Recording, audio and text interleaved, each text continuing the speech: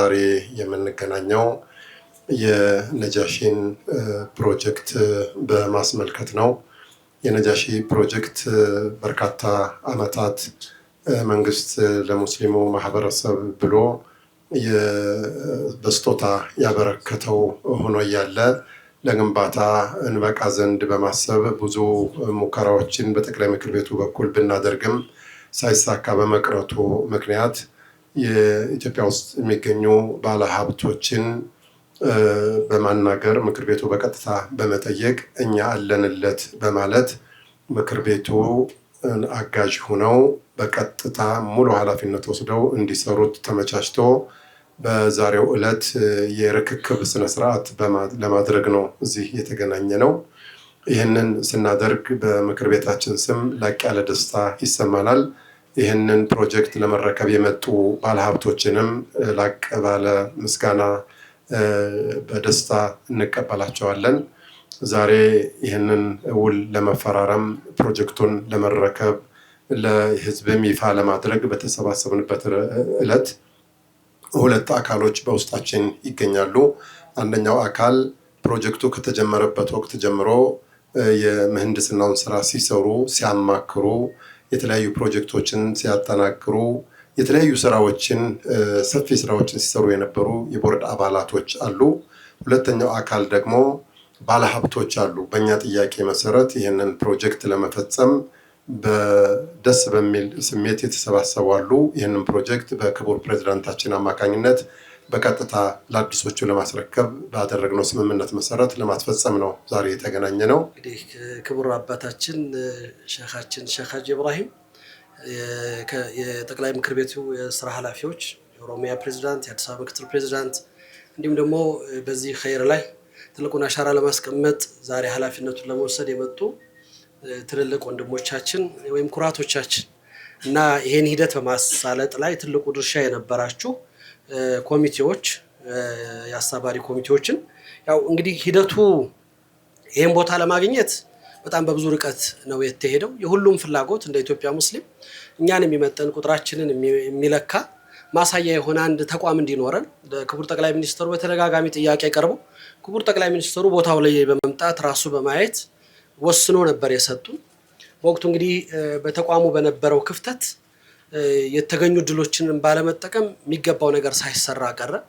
አዲሱ የተቋም ሽግግር መጥቶ በአዲስ መልኩ እስልምና ጉዳይ መዋቅሩ ሲቋቋም ክቡር ሼኽ ሀጂ ኢብራሂም በሚመሩት ተቋም ላይ የዚህ አብይ ኮሚቴ ተቋቋመ። የአብይ ኮሚቴው ዓላማ ምን ነበር? በወቅቱ የራቢጥ አልዓለም አልኢስላሚ ዋና ጸሐፊ የነበሩት ሰው እዚህ ሀገር ላይ በመምጣት በነበራቸው ጉብኝት ይህን መስጂድ ሙሉ ወጪውን ሸፍነው እንደሚሰሩ ቃል ገቡ። ለዚህም ይህንንም በጠቅላይ ሚኒስትሩ ሳይቀር አሳወቁ። እንግዲህ ያ ፕሮጀክት ኦን ሆኖ ቃላቸው ተሞልቶ መስጂዱንም አጠቃላይ ፕሮጀክቶቹን የሚሰሩታል ተብሎ 2 ዓመት የፈጀ በጣም አድካሚ ፈታኝ በመካከል ያሉ ግንኙነቶችንም ላስጠብቅ የሚችል እንደ ዲፕሎማሲም እንደ ሀገር ግንኙነትም ስለነበር ያንኑ የጠበቀ በተቋሙ በሚመሩት በተለይ በፕሬዝዳንቱ በክቡር ሼኽ ሀጂም ሌሎችም ስራ አስፈጻሚዎች በተመላላሽ ውይይቶች በማድረግ ብዙ ጊዜ ተፈጀ። እስከዛሬው ዕለት ድረስ ምንም መብለባት ሳይገኝለት ወይም መፍትሄ ሳይገኝ ቃል የተገባው ነገር በሚገባው መልኩ መሬትም ላይ ሳይወርድ አንድም ነገር ሳይወጣለት ዛሬ እንዲደርስ ምክንያት ሆነ። ይህን ጥያቄ እንግዲህ ቀደም ብሎ እዚህ ያሉት ዛሬም በዚህ ኸይር ላይ የተሳተፉት አባቶች ከመጀመሪያው ጀምሮ በሀገር በእኛው ባለሀብቶች ኃላፊነት ወስደን እንጀምረው የሚል ጥያቄ እኔ ማስታውሳቸው ስለነበሩ እነሱን ዛሬም አላህ ወደ እነሱ እንዲመለስ ያደረገበት የራሱ ምክንያት አለው። ታሪካችን ነው። ኢትዮጵያ ሙስሊሞች ጊዜ የራሳቸውን አሻራ ለማስቀመጥ ጠያቂ እንዳልሆኑ ማሳያ የሆነ ኩራት የሆነ ነገር ዛሬ ይዘውልን ስለመጡ ያንን ታሪክ እንዲሁ ማስታወስ ይፈልጋል። ይሄ አብይ ኮሚቴ ከተቋቋመበት መስከረም 4 2016 ጀምሮ እንግዲህ አስፈላጊ ስራዎችን ለመስራት በጀት የተገኘበት ተቋም ነው። ዲዛይኑን በማሳለጥ አስፈላጊውን የፕሮጀክቱ ግብአቶችን በመስራትና እንቅስቃሴ በማድረግ እንዲሰሩ የሚሰጥ ኃላፊነት ነው የተሰጠ። ያለቀ ፕሮጀክት ገንዘብ የመጣለት ፕሮጀክት ስለነበር ያን ለማሳካት የዲዛይን ኮሚቴ የቴክኒክ ኮሚቴ በማቋቋም በጣም ሰፊ ስራዎችን ለማድረግ ተሞክሯል ወይም ደግሞ ተሰርቷል። ውይይቶች ተደርጓል። በማህበረሰብንም የሚመለከታቸውንም ባለድርሻ አካላቶችንም ውይይት አድርገናል።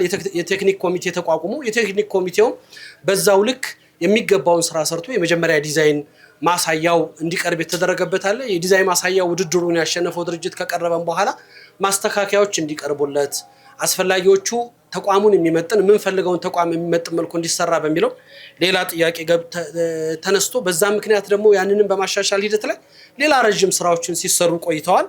ይህንንም እንግዲህ እነሱ ጋር የመግባቢያ ቢጋር ኦቲአር በማዘጋጀት ውይይት በማድረግ ከእለት ግብአት በማድረግ በተለይ ከዲዛይኑ ካሸነፈው ድርጅትም በተለየ ሁኔታ ባለሙያዎቹ የቴክኒክ ባለሙያዎቹ በጣም በሰፊው ሙሉ ኃላፊነታቸውን ሰጥተው ሙስሊም አርኪቴክት የሚባሉት ቀረ አለ በማይባል ደረጃ ተሳትፈው ሌትና ቀን እየሰሩ የቴክኒክ ኃላፊነታቸውን በመወጣት ሙሉ ዲዛይኑ እንዲሆን የሚፈልገውን ቅርጽና የታሰበለትን ዓላማ ያንን መጅሊሱ ወይም ደግሞ እንደ ኢትዮጵያ ሙስሊም ማህበረሰብ እንደ መንግስትም በጠቅላይ ሚኒስትሩ ብዙ ሲነሱ የነበሩትን ጥያቄዎች ሊመልሱ በሚችል መልኩ ያን የሚመጥን የንጉስ ነጃሽን ረህመቱላህ አለይ የሳቸውንም ስም ከፍ ሊያደርግ የሚችል ተቋም ለመስራት ነው ያን ታሳቢ ያደረገ የዲዛይን ዝግጅትና ስራ ተሰርቷል። በጣም ብዙ ተለፍቷል። ዲዛይኑን ካለቀ በኋላ ቃል የገባው ተቋም ወይም ደግሞ የራቢጣል ዓለም አልእስላሚ ቃል የገባውን ገንዘብ እንዲያስገባና ስራ እንዲጀመር ቢጠየቁም በቃል ለመገኘት ባለመቻልና በወቅቱ አስፈላጊውን ነገር ማስገባት አልቻሉ። ይባስ ብሎ እነሱ ተወካዮች ሳይቀሩ ባለሙያዎች እዚህ ሲመጡ ወጫቸውን እዚሁ አሁንም እነዚሁ እንግዲህ ይሄ ጉዳይ የሚያሳስባቸው ከጠቅላይ ምክር ቤቱ ጋር ሆኖ በመሸፈን የነሱን ወጭ ሳይቀር ያሳለፏቸው ነገሮች ሳይቀር ነው አንድ ብር አንድ ሳንቲም ከውጭ የመጣም የገባም የለም። ጉዳዮቹን አሁንም ተነሳሽነት ቢኖር የህዝቡን ጉጉት ፍላጎት ያሳካል ተብሎ የጠቅላይ ምክር ቤቱ እንግዲህ ፕሬዝዳንቱ ኃላፊነት ወስደው አሁንም ከስራ አስፈጻሚ ውሳኔ ተወስኖ 200 ሚሊዮን ብር የሚጠጋ ገንዘብ ወጭ ተመድቦ ይሄ ቁፋሮ እና የአስፈላጊው የሾሪንግ ስራ እንዲሰራ ተደረገ። አሁንም ይሄን ወጭ አድርገናል፣ ይሄ ስራ ተሰርቷል፣ ወደ ቀጣይ ሂደት ውስጥ እንዲገባልን ተብሎ ተደጋጋሚ ጥያቄዎች ተደረገ። ቃል ይገባል፣ ቃሉ ግን እውን ሊሆን አልቻለም። እንግዲህ አማራጭ ስላልነበር የህዝብም ጥያቄ የመንግስትም በተለያዩ ጊዜያቶች የሚደረጉትም እንዲሁም ደግሞ እዚሁ ያሉ ወንድሞች በተደጋጋሚ መስራት የምንችለውን ነገር ይሄን ያክል ጊዜ አላግባብ መፈጀቱ አግባብ አይደለም የሚደረግ ጥያቄዎች ነበሩ። ያ ጥያቄ አላህ እውን አድርጎት ዛሬ ላይ እንዲሁ በሀገር አባቶች ወንድሞቻችን ኃላፊነቱን ወስደው ሙሉውን ነገር ሊሰሩልን ዛሬ ድረስ ስለመጡ በዚህ አጋጣሚ እንግዲህ ከክቡር ጠቅላይ ሚኒስትሩ ጀምሮ ክቡር ጠቅላይ ሚኒስትሩ በወቅቱ ይሄን ቦታ ለሰላም ሚኒስተርና ለኢንሳ የነበረ ቦታ ነው ያን አምክነው በወቅቱ የነበሩትን ከንቲባ ታከለ ኡማ ጠርተው ነው የሰጡን። እናንተን የሚመጥን ቁጥራችሁ የሚመጥን ተቋም እንዲሰራ ብለው ነው የሰጡን። ላደረጉልን ስጦታ ዛሬም በሙስሊም ማህበረሰብና በተቋሙ ስም የምናመሰግን ሲሆን በከተማ መስተዳድሩ የተደረጉትን ኤኒ ድጋፎች አሁንም የምናመሰግን ሲሆን የተደረጉ ጥረቶች በዚህ አሻራችሁን ለማሳረፍ ሁሉ የተንቀሳቀሳችሁ ወንድሞቻችን ኃላፊነታችሁን ተወጣችኋል፣ ትልቁን ስራ ሰርታችኋል። አሁንም የምናመሰግን ሲሆን ተቋሙ የቻለውን ድረስ ገፍቷል። ይሰራል በተባለው ደረጃ ይሄን ያህል መጠበቅ አስፈላጊ የሆነው ግንኙነቱ የውጭ ግንኙነት ከመሆኑ አንፃር አላግባብ የሆኑ ነገሮች እንዳይፈጠሩ ወሰዱብን ነጠቁን የሚባል ነገር እንዳይመጣ እነሱን እስከ መጨረሻው ሂደት ድረስ ማስሄድ ስለነበር ነው።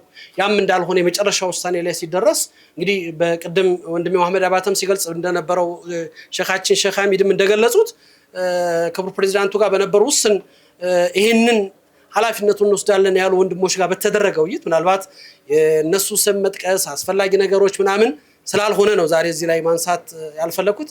መነሳት ካለበት ግን በህዝቡ ስም ልናመሰግናቸው ዱዓ ልናደርግላቸው ይገባናል ብዬ ስለማመን ፍቃዱን ካገኘው ስም እጠራለሁ።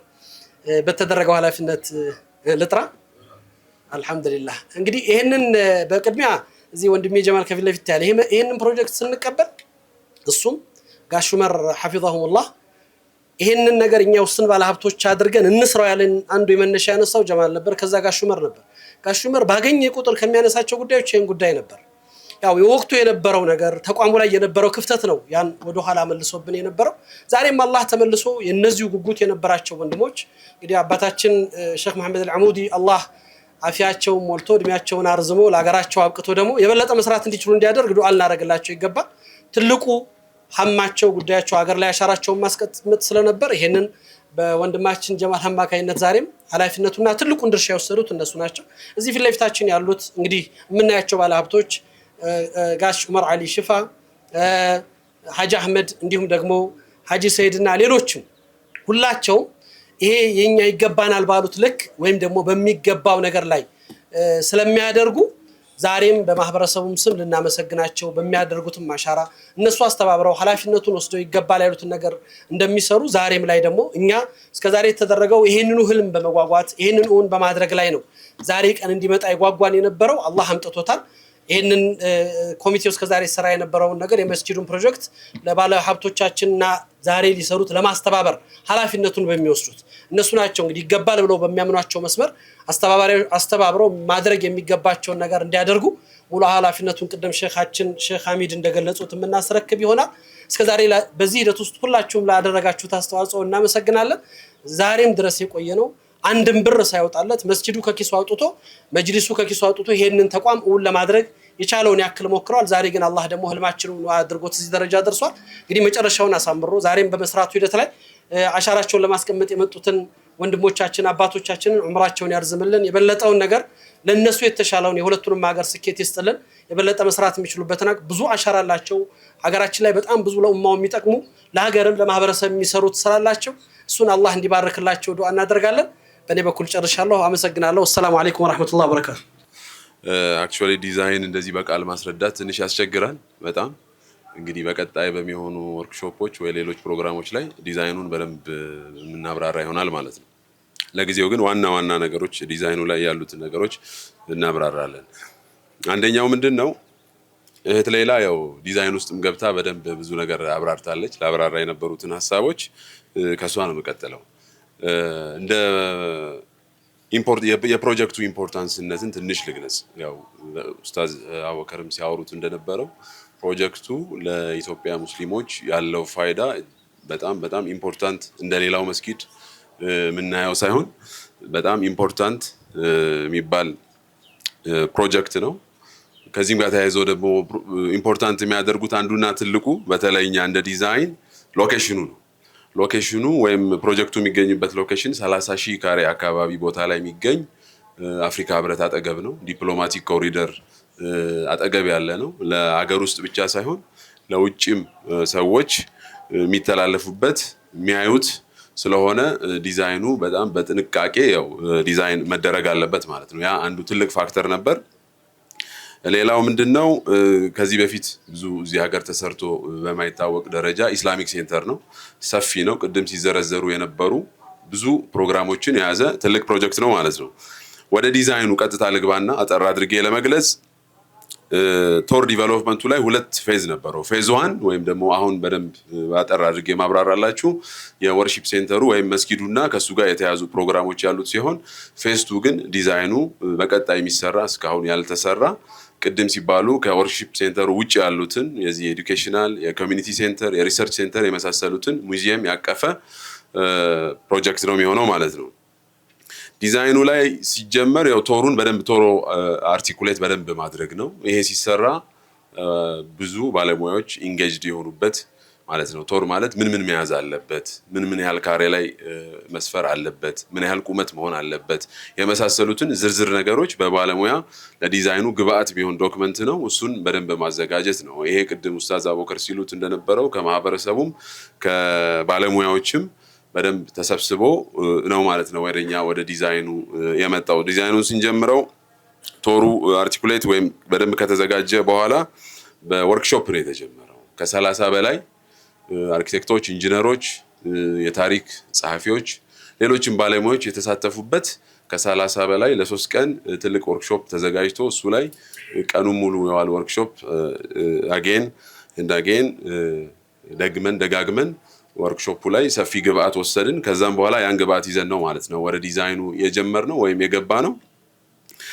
ወደ ዲዛይን ከገባን በኋላ ቀጥታ የሄድነው ምንድነው ምን መምሰል አለበት። ቶሩ ላይ ከተጠቀሱ ወሳኝ ነገሮች አንዱ ይሄ ፕሮጀክት ኢምፖርታንት ነው ለሙስሊሙ ማህበረሰብ። ስለዚህ ላንድ ማርክ ወይም ደግሞ ልዩ ምልክት መሆን የሚችል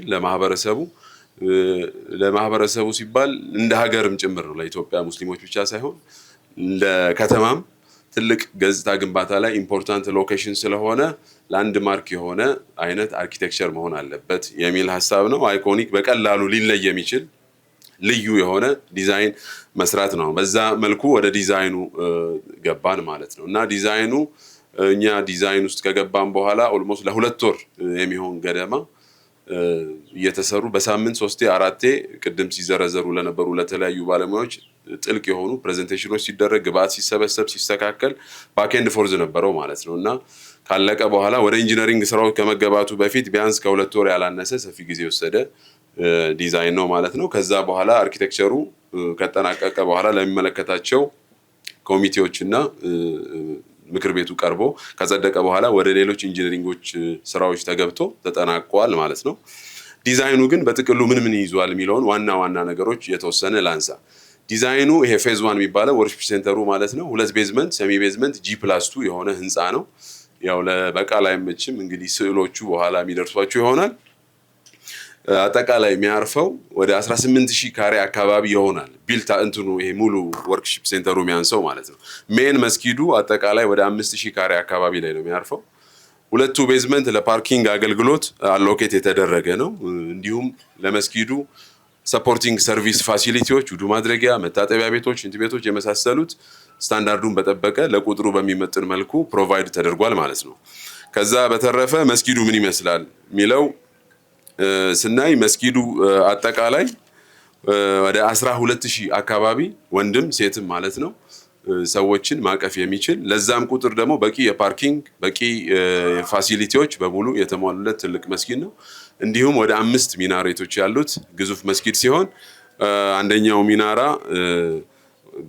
ወደ 140 ሜትር ቁመት ያለው አዲስ አበባ ኢትዮጵያ ውስጥ ብቻ ሳይሆን አፍሪካ ውስጥም 3ኛ ሊባል የሚችል ቁመት ያለው ትልቅ ሚናራ የያዘ መስጊድ ነው፣ ኮምፕሌክስ ነው ማለት ነው።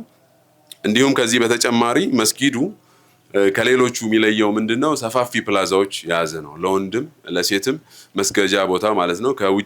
ከመስጊዱ ውጪ ኤክስቴንድድ በሆነ መልኩ በተለይ እንደዚህ ፕሮግራሞች ባሉ ወቅት ኢድ ሰላት ሊሆን ይችላል ወይ ጁምዓ ወይ ረመዳን የመሳሰሉትን በደንብ ማስተናገድ የሚችል ሰፋፊ ፕላዛዎች ለወንድም ለሴትም ያው ዲዛይኑ በደንብ የወንድ የሴት የሚለያዩ ነገሮችን በደንብ ከግንዛቤ ውስጥ ባስገባ መልኩ የተሰራ ሲሆን እንዲሁም ደግሞ ለሌላውም እምነት ተከታይ ገብቶ መጠቀም የሚያስችል ፕላዛ ፕሮቫይድ የተደረገለት ዲዛይን ነው ማለት ነው። ሼህ መሐመድ አላሙዲን መንግስታችንም ሆነ ሀገራችንም ዲናችንም ያኮራ እንደ ወንድሞቼ ይሳተፉ ድርሻ ይውሰዱ ብሎ አካፈላቸው እንጂ እኔ ልጨርስ ጀምሬ ልጨርስ። በነገራችን ላይ ብዙ ሰዎች ነው እዚህ ውስጥ አንዱ ስሙን አልጠቅስም እዚህ ውስጥ መኪናዬን ሸጥበታለሁ አለ። አንዱ ፊት ለፊት የተቀመጠ የሆነ ሰው አለካለ ያለላችሁ። አንዱ ደግሞ ምን አለ መሰላችሁ? ቢያንስ ፕሮጀክቶችን ነው አይደል የሚያቆመው፣ ሌላም ፕሮጀክት ያቆማል። ሼህ መሐመድ አላሙዲን ከመውሰዳቸው በፊት እኮ ነው እንዲህ የተባለበት። እንዲህ ያሉ ጀግና ባለሀብቶች አሉን ኢትዮጵያ። እንዲህ ያሉ ለአላህ ነፍሳቸውን ሀብታቸውን የሰጡ ወቅፍ ያደረጉ አሉ።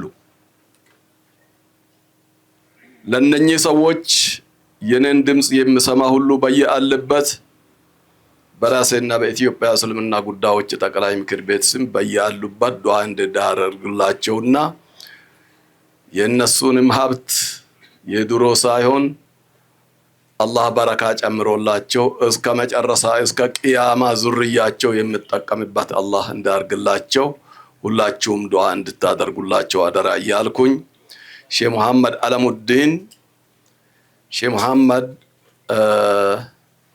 የሀገራችን ምሰሶ የሆኑ እዛ ሄዶ እዛ ሲቆዩብን አላህ በራሱ ፍቃድ ዱዓን የሚቀበለው ሙስተጃባ የሚያደርገው ቀን ይኖራል። ዱዓችን ደርሰዋል። ዛሬ ግን ከእኔ ጋር እጃችሁን ከፍ አድርጉና ብስሚላሂ ረህማን ረሂም ያ ረብ ቢቁድረቲክ ወቢቁወቲክ ወቢዐዘመቲክ ያ ረብ ሼህ መሐመድ አላሙዲንን በሰላም በደስታ በጤና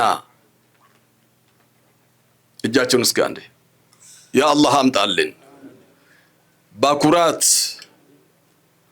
ብስሚላሂ ረህማን ረሂም ተምኪን الدارين አላህ ሰጥቷቸው፣ ዕዝ الدارين አላህ ሰጥቷቸው፣ ፈውዝ الدارين አላህ ሰጥቷቸው፣ ሰዓደት الدارين አላህ ሰጥቷቸው በሰላም ወጥተን የምንቀበል አላህ ዛሬ በዚች ወቅት ጀባ አላህ ይበላን። አላህ ጀባ ይበላን። አላህ ይቀበላን። አላህ ይቀበላን። አላህ ይቀበላን። በአሉበትም አላህ ጠብቃቸው። እሳቸውን ብቻ አይደለም እነኚህ ሀገራችን ያኮሩ ልባችን ያኮሩን ወንድሞቻችን ሀብቶቻቸው ውስጥ በረካ አላህ ጨምሮላቸው ሀብቶቻቸው እየወለዱ እየረቡ በአላህ ዘንድ እየተረፉ እየወለዱ የሚመጣ አላህ ያርግላቸው። እድማቸው ረዘም አላህ ያርግልን። እስከ መጨረሻ አላህ ያቆይልን። ይሄንን ነው ለማለት የምፈልገው። ለራሴ ዱዓ ማድረግ ሳይሆን አማና ብያለሁ። ማሞች መስጂዶች በያላችሁበት ለነኚህ ባለ ሀብቶቻችን ዱዓ እንድታደርጉላቸው እያልኩኝ ዲዛይኑን ስናስረክብ ዲዛይኑን ብቻ አይደለም اللهم صل وسلم على نبينا محمد وعلى اله وصحبه وسلم ዲዛይኑን ስናስረክብ ዲዛይኑን ብቻ አይደለም ሁለመናውን ነው የምናስረክበው። መጅልሱም የነሱ ነው። መጅልሱን ከዛሬ ጀምራችሁ ሳይሆን ከትላንትም ጀምራችሁ ከመጅልሱ ጥርጣሬ እንድታነሱ ፈልጋለሁ። ሙሉ ለሙሉ መጅልሱ በእናንተ ፍቃድ፣ በእናንተ ምክር፣ በእናንተ ንግግር፣ በእናንተ ውይይት ነው ከእናንተ ጋር መስራ እንጂ አንድም ዲክታተሪነት የሚለው አብቅቶታል። ነፃ ሆናችሁ የመጅልስም አባት ናችሁ፣ መጅልስ መስራቾች ናችሁ። ልትክዱ አትችሉም። ምን ያህል እንደደከማችሁ አውቃለሁ። መጅልሱም የናንተ ፕሮጀክቱም የናንተ እንደፈለጋችሁ ሄዱበት። ዱዓ እናደርግላችኋለን። በዚች ቦታ አግዙን የምትሉን ከሆነ ለማገዝ ዝግጁ ነን። ከዛ ውጪ ቅድም ሼህ አህመድ ያሉት ጥሩ ዲዛይን ካሰራችሁ በጣም ጥሩ እንሰራለን። በጣም ጥሩ ካጋራችሁ ደግሞ እጅግ በጣም ጥሩ እና ከዚህ በላይ ምንም የለም ከዚህ በላይ። ስለዚህ የቀድሞ ቦርድ አባሎቻችን በጣም የሚያኮሩን ያኮሩን ወላሂ ያለ ደሞዝ 24 ሰዓት ለፍቶ ጥሮ ግሮ ለፍቶ ሁሉንም በራሳቸው ላይ አድርጎ ዛሬ እናንተ ጋር የተቀላቀለ ሙኒር የራሱን ቢሮ ከመጅልስ ቢሮ ወስዶ የራሱን ቢሮ አስረክቦ ዲዛይን ሁሉ ሲሰሩበት የነበረ ሁሉንም ባጀት የቻሉና በራሳቸው እዚህ ደረጃ እንዲደርስ የታገሉ ቦርዶች ናቸው። አሁንም ከኛ ጋራ ኢንሻአላሁ ተዓላ እስከ መጨረሻ የዲን ኺድማ እንቀጥላለን። ግን ይሄ ፕሮጀክት አሁን በተቋቋመ በራሳቸው እርስ በራሳቸው በተመራረጡት መሰረት እንደፈለጉ የሚሄዱበት ማንም ዘንድ የማይደርስ አግዙን ከማለት ውጪ ነፃ ፕሮጀክት ነው የምናስረክበው። ቀሪ ፕሮጀክቶችን ደግሞ እኛ እንቀጥላለን ኢንሻአላህ። ኡስታዝ አቡበከር ለሼህ ሀጂ ያስረክባሉ። የጠቅላይ ምክር ቤቱ ፕሬዝዳንት ሼህ ሀጂ ኢብራሂም ቱህፋ ይህንን ፕሮጀክት እና የነጃሺ ማዕከል መስጂድ በኩራት የሚቆምበትን ቦታ ለመስጊዱን ለሚያቆሙት ለሚድሮክ እና ለባለሀብቱ ተወካዮች ለሆኑት ለሼህ መሐመድ አሊ አሙዲ ተወካይ ለጀማል አህመድ ያስረክቡልናል። አላሁ አክበር፣ አላሁ አክበር፣ አላሁ አክበር፣ አላሁ አክበር። እስከ ዛሬ ሀገራችን ውስጥ በስም ነጃሺ እየተባለ ሲጠራ የነበረው ነገር ግን እዚህ ቦታ ላይ በኩራት ቆሞ የነጃሺ አምባሳደር ሆኖ አፍሪካ ህብረት አጠገብ የመጀመሪያው እስልምናን የተቀበለው ንጉስ ማዕከል አምባሳደር የሚሆን መስጂድ ነው እዚህ ጋር የሚገነባው ኢንሻአላህ። እኔ እናቴ አልፋ ለሷ ወቅፍ መስጊድ መስራት ፈልጌ ዘመዶቼ አዋተው የገዙት መሬት ላይ እነ ናስር ሳጠራ መስጊድ የሚባል ሸጎሌ ነበር። እነተም የሳጠራ መስጊድ ነው። ካርታው የአዲስ አበባ መጅሊስ ነው። ስለዚህ ይህንን ቆንጆ መስጊድ ልስራ ብዬ ስጠይቅ አይቻልም፣ መስጊድ አይገነባም ነው የተባለው። ሚክስድ ዩዝ ነው ተብሎ ጉቦ ተሰጥቶ በሐሰት ሚናራ የሌለው መስጊድ በግድ ገንብቻለሁ። ያንን ያሳለፈ ሰው የሀገሪቱ መሪ ከራሳቸው ነይተው የኢትዮጵያ ሙስሊም ትልቅ መስገጃ ይገባዋል፣ የኢድ ሰላት ላይ አስፋልት ዳር ስቴዲዮም መስገድ የለበትም ብለው ይህን በፌዴራል መንግስት ተይዞ የነበረ መሬት በነፃ ሰጥተውናል። አላህ ኸይር ጀዛቸውን ይክፈሉ። እና ሙስሊሞች ስሩ ብሎ የሚያበረታታ መንግስት መጥቶ መስራት አቅቶን በእኛ በሙስሊሞች ደካማነት ይህን ያህል ዓመት አልፏል። አላህ ደግሞ ቀደም ሼህ ሀጂ እንዳሉት ቁርአን ጠቅሰው አሳ አን ተክራሁ ሸረን ወሁወ ኸይሩን ለኩም ያሉን ነውና ምክንያቱ አላህ ለኡማው ኸይር ነገር አስቦ ነውና ይሄ ነገር ያንገበገባቸው የነበሩ ወንድሞቼ ለምን እኛን ሰራው የሚሉ ወንድሞቼ ቀን መጣልን። ያ ቀን ኡማውን ከሚመሩት መሪዎች አንድ ሆነው ሊያስረክቡን ፈቃዳቸው ሆነ። እኛ ደግሞ አላህ የሰጠን አቅም አለን። አላህ ከሰጠን ጸጋ መሃል ቆንጥረን የኢትዮጵያን ኡማ የሚመጥን እግር ኳስ መጫወቻ ላይ ሳይሆን የአላህ ቤት ላይ እንድንሰግድ የሚያደርገንን ትልቅ ተቋም መገንባት እድሉን ከሰጠን ለዚህ የማይሆን ሀብት የለንም። ይሄ ሼክ መሐመድ ኸይር ስራ ላይ ስለመሻማት አድርገው ይህንንም እኛ እንስራው ብለዋል ሼህ ሀጂም። ነገር ግን ይህን መስራት የሚፈልጉ እንስራ ያሉ ወንድሞቼ ጋር ተነጋግረን ከሼህ ሀጂ፣ ሼህ አብዱልከሪም፣ ሼህ ሐሚድ ጋር በረመዳን ሹራ አድርገን ተመካክረን ለአላህ አህድ ገብተን ተቀብለናል። እዛ ላይ በኸይር መሳተፍ ለሚፈለግ የአላህ ቤት በሩ አይዘጋም። አቅም አለኝ ትልቅ ነገር ላግዝ ላለ ለማንም ሰው በሩ ይከፈታል። ነገር ግን ኢንሻአላህ የምናስበው የአዲስ አበባን ምናቃት አዲስ አበባ እኮ አይደለች፣ ተቀይራለች።